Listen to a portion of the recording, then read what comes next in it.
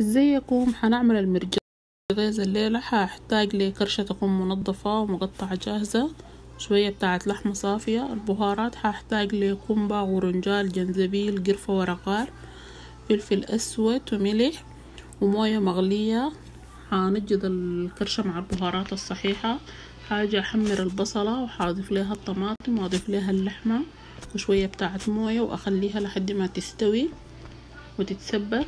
بعد ذاك هشيل الكرشة بعد ما تستوي واضيفها للحمة والبصل والطماطم وهخليهم برضو يتسبكوا تمام. بعد ذاك هضيف لهم شرايح بتاعة بصل تكون مقطعة معاها الثوم، وهضيف لها معلقتين كبار بتاعة دقوة وليمون، ولو عندكم عدتي بتكون رهيبة شديد، يعني بتدي حداقة والطعم بيكون حلو جدا. لو ما في ما مشكلة، وشطة زي ما عايزين يعني حسب الرغبة.